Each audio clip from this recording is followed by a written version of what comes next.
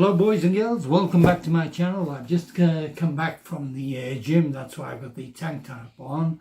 It's a very mild summer day here, about 25 degrees, and I've got something to drink. Anyway, what I'm doing now is I'm doing a quick follow-up to the last video by Amram Bar. Well, when I read out his script called A Travesty of Justice in Kibbutz, in which Amram, if you haven't seen it yet, and you must see it to understand what I'm going to say now, he is making a claim against being basically disinherited after the change was made in Kibbutz Givat Chaim Ichud. By the way, I haven't heard any official response from Givat Chaim Ichud. Maybe it's on the way. I have in fact responded to the many comments that people wrote about his views on being disinherited. Those views, what I want to do is I want to quickly skip through a few of them because they're very interesting. People with experience of kibbutz, people who have no experience of kibbutz but know it from the outside. And their views and opinions are very important because it provides a lot of objectivity. For example, the one I have in front of me on the laptop is by Brian Ratner. And he says, if only we could ask what Amram's parents would have wanted. Their principles suggest that they were against inherited wealth. Well, you know, if we could have asked them, but I personally think that it was much too early when in fact they were alive, because it was well before the huge economic crisis of the kibbutz, which was a preliminary step before the introspection and everything else that led to the reform in kibbutzim, ownership of properties, even before that, the differential salaries. Let me just see, Lynn Scott, she writes, I can understand how he feels. I must say I lived in Kibbutz Tel Yosef for 2 years before the big change. I love the communal kibbutz and can't imagine how they live now. The dining room and coffee house was a buzz of activity to catch up on where everybody was doing different things.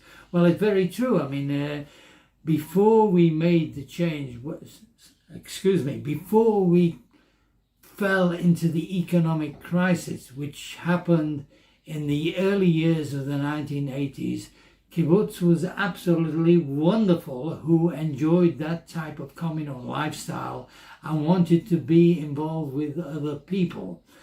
But we went into a very dark, gloomy period. I personally experienced it because I went abroad to represent the kibbutz movement in '84 and came back in '86. And when I arrived back, my God, it was a completely different kibbutz, entirely with a different feeling, very gloomy, very sad. People were really anxious about the future of the kibbutz.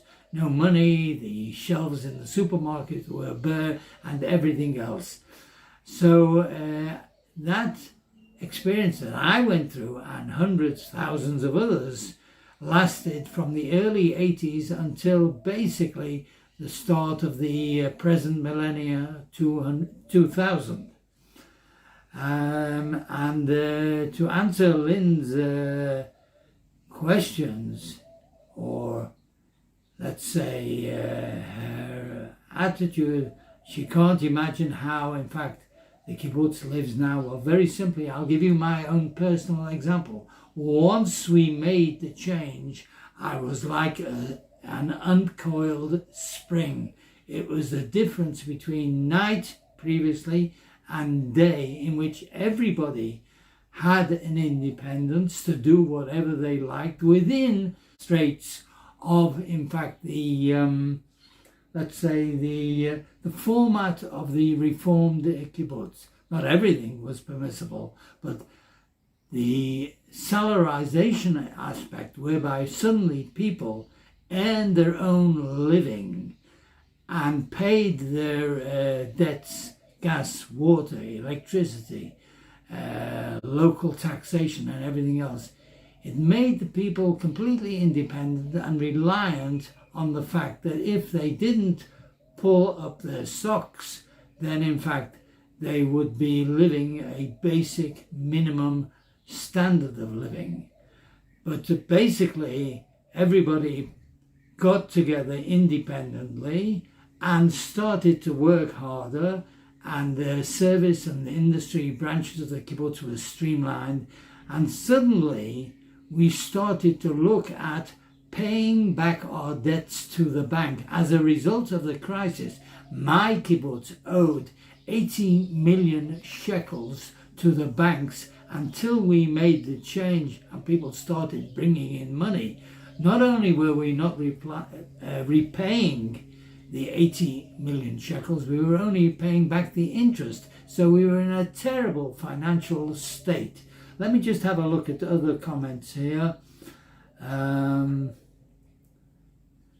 Somebody called H54H52. It is a fact that people can unite and work together towards a big enough vision. Okay, Dave Smith. What a fascinating and very complex moral dilemma. I can see points of view having read through the comments.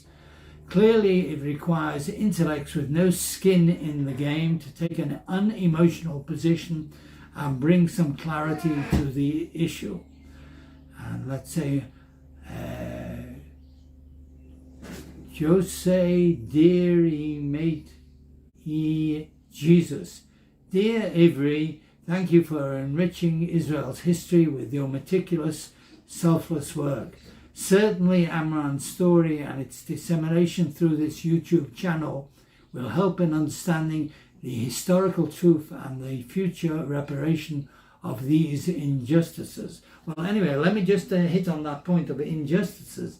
There were thousands, well, maybe hundreds, in the reformed kibbutzim that did feel that in fact an injustice was done with the change. And I'm not just talking about people outside of the kibbutz, but particularly with regards to the issue of inheritance of property or the value of the property, even if the kibbutz, like my kibbutz, they didn't make the change of privatization, ownership of one's own house.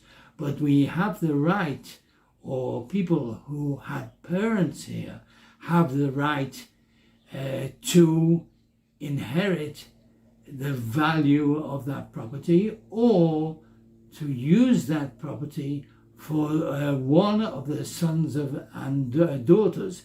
But that is with the caveat that in fact the parents who were alive at the time of the day of reckoning. If they died before the day of reckoning, then their children did not inherit the right either to have monetization of the family home, or the parents' home, or in fact to bequeath it or to have the use of it for one of their children. So in fact, in my kibbutz, there were two sisters who are now in the 70s and the 80s, whose parents died only 2 months before the day of reckoning in February 2002.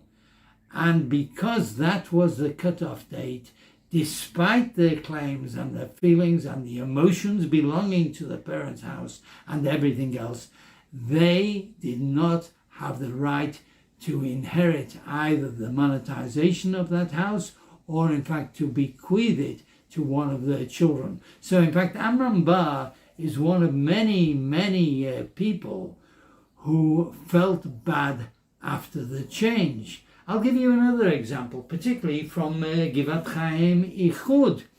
Years ago, in the 1980s, when I came back from representing the Kibbutz movement in England, it was in 1986, I taught for 1 more year English in the junior high and the high school of Kibbutz Magam Michael, and we had a very large English department of 8 or 10 very well qualified teachers, one of whom later became the General Inspector for the English Language Department of the Ministry of Education. Now, another one was a woman named Edith, I think Edith Eckstein, who was a very, very astute, intelligent teacher, and she ran the English workshop with games and all different applications. Well, it wasn't applications in those days before the internet, but different boxes of material whereby kids could come in and use this material independently to learn English. Anyway, with Edith, what actually happened was in 1986, I had come back from representing the Kibbutz movement.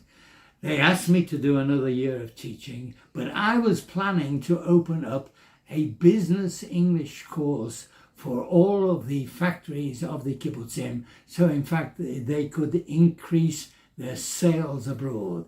Anyway, there was one day when Edith and we were outside of the kibbutz on the main road, Route 4, the inner coast road, and we were waiting for the public transport, the bus, to come to the bus stop. And Edith started explaining to me how bad she felt about her own kibbutz, Givat Chaim Ichud, because Edith had originally emigrated, came on Aliyah from Austria, and she had given a lot of reparations from Germany that were paid to her due to everything that she had lost.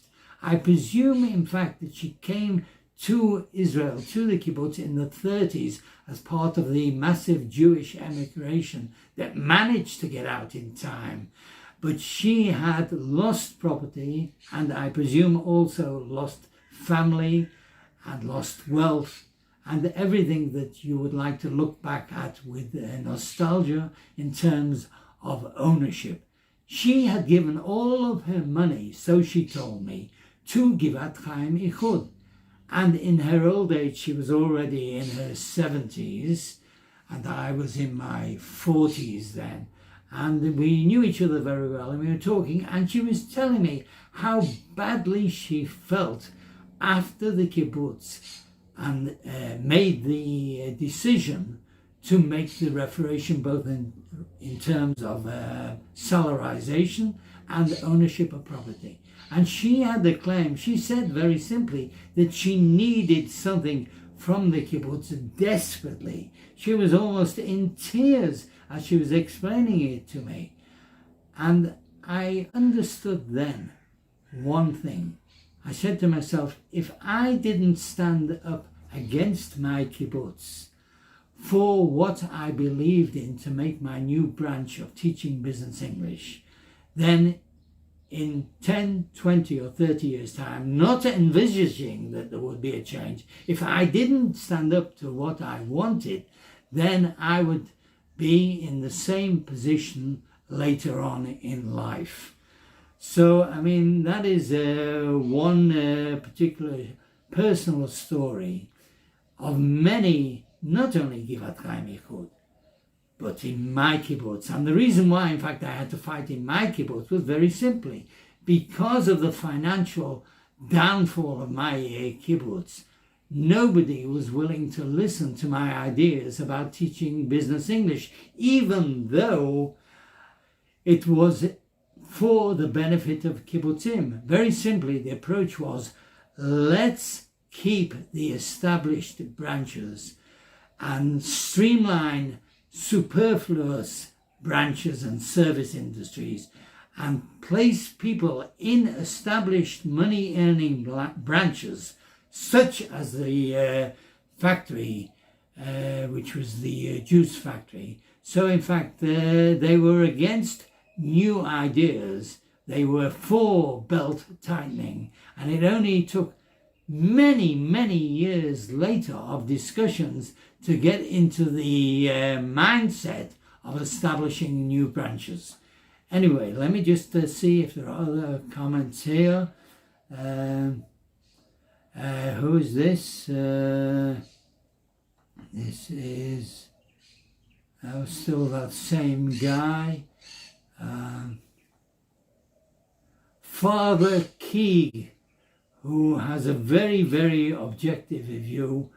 He wrote, when Amram left the kibbutz to pursue another lifestyle and structure it, it was at that point that he divorced himself from the kibbutz, thereby abandoning any stake in its material wealth and forfeiting any benefits therein. And this Father Krieg, he adds something else here, very interesting. He writes, his kibbutz actually could make a case that they provided an educational, vocational grounding for his first 22 years that allowed him success in the USA, thereby requesting he return their financial investment in him. And I replied, there is no statute of limitations regarding the perpetrators of the Holocaust. There is a continual ongoing payments to survivors and others. The question is whether Amram has any rights whatsoever. Let me just see, is there anybody else here? There are others as well who've written to me. Anyway, that's all the follow-up I want to mention about the travesty of justice. My friend Menachem Vinograd, he wrote to me personally, he said, surely the title would have been better with a question mark, a travesty of justice in Kibbutzim. And I wrote back to him that in fact I read out not only the script verbatim that Amram sent me, but I left the original title with no question mark. Anyway, that's it regarding the follow-up to the last video. And what I'm going to do here is I think I may add on an interview that I made as I was touring around and videoing Givat Chaim Ichud of a returning son who is 36-year-old. He is Matan Daniel, who is third generation in the kibbutz, and he explains why he returned to kibbutz. He is now renting a place there, and I had a very, very interesting conversation with his father. What actually happened was I was videoing around the kibbutz and I got lost and I couldn't find my car. And by chance, I found his father working in the garden.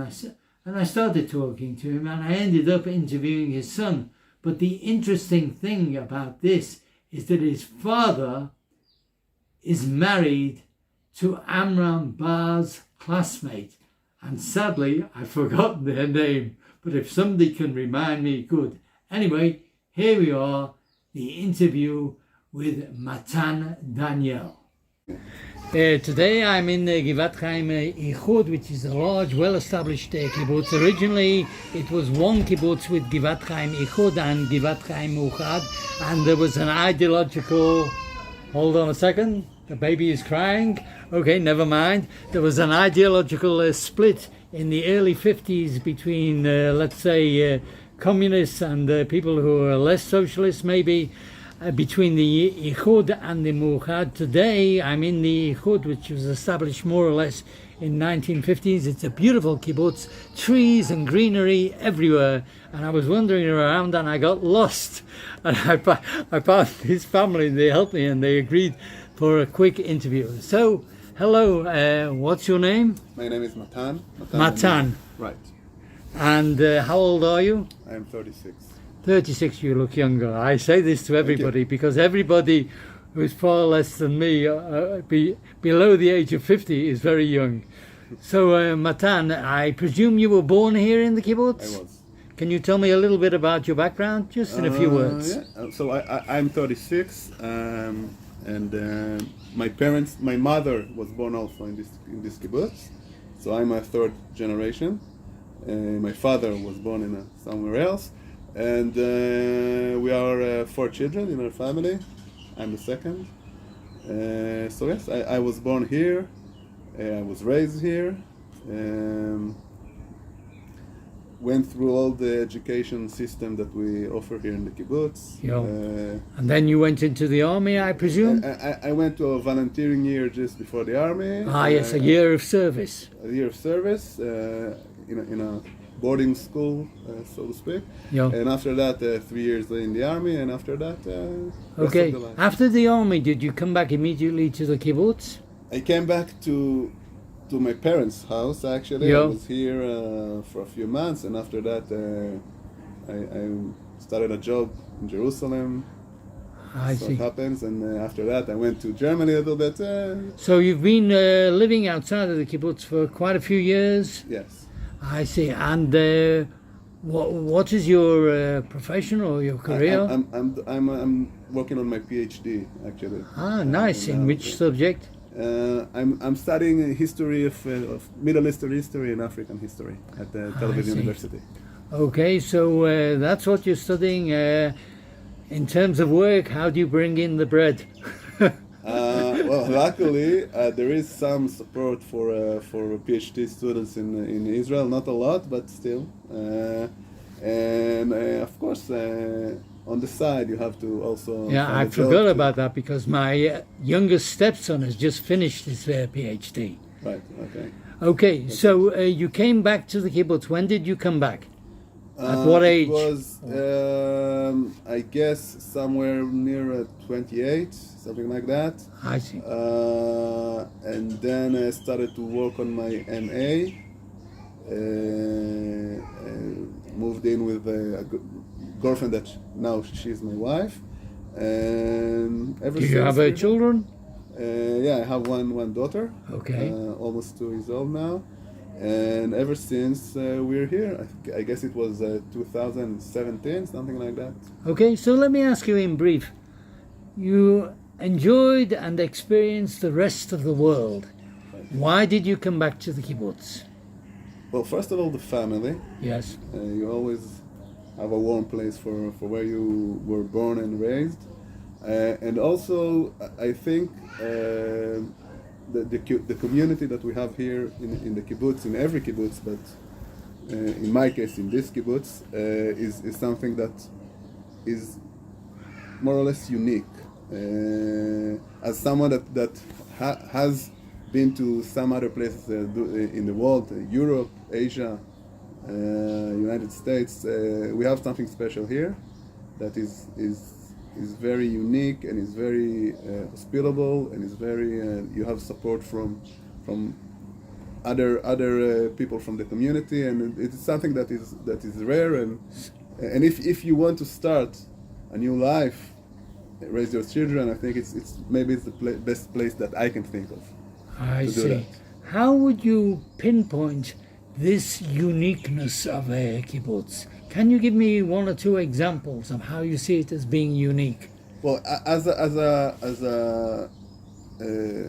let's say new father, I'm a father of she's almost 2 years old. So we have an education system here that is, I think, is unparalleled to everything that I know in terms of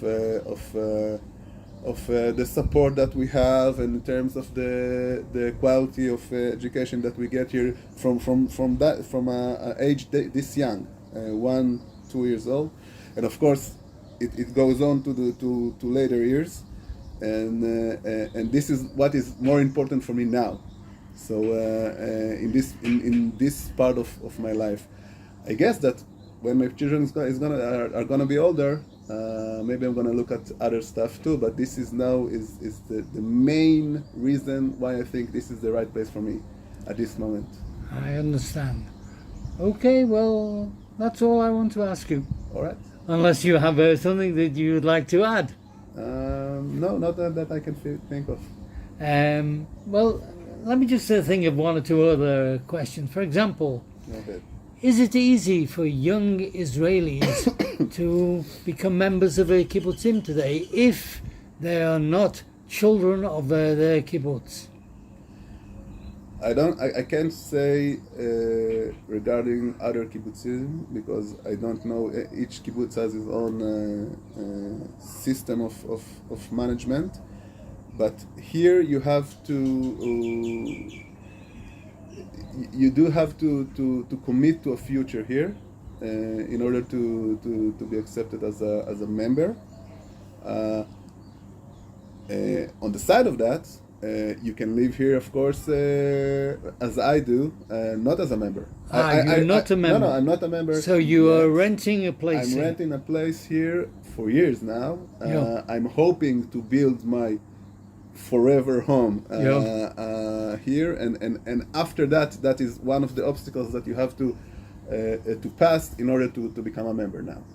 During these years. To become a member... You have to have a house Yes. in the kibbutz. What do you mean? Are you talking about privatization here and ownership of your own house? house? It's part of the privatization process. It's very, very complicated. We don't have enough time for that to explain everything. But in this kibbutz where we are now, one of the obstacles that you have to pass is to have a house that is registered under your name. It doesn't mean that you own the place.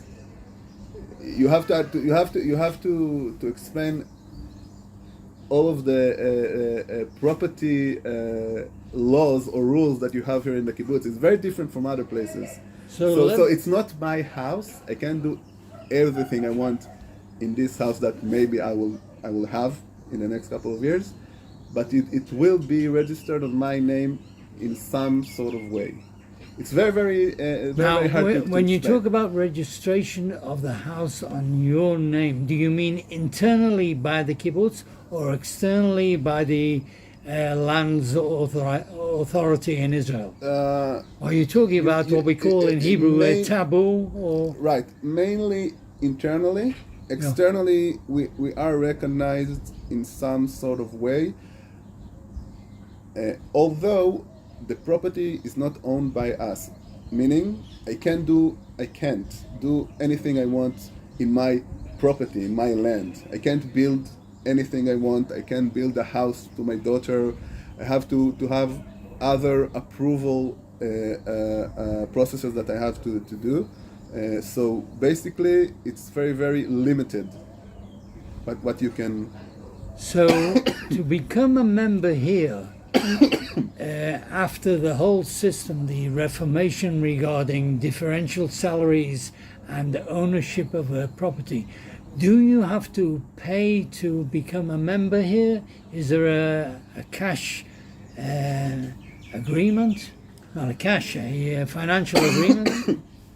You have to pay to become a member. Your main expenses are going to be a house. And after you pass this obstacle, the other financial circumstances or the financial limitations are not that great as building a house here. I see. So if we're talking about either buying a house, well, let's say building a new house in the new neighborhood, we're talking about probably a minimum of maybe 2 million shekels or something like that. I don't know. Let's say it's a minimum of 20. Let's say okay, and then you go through all. You show that.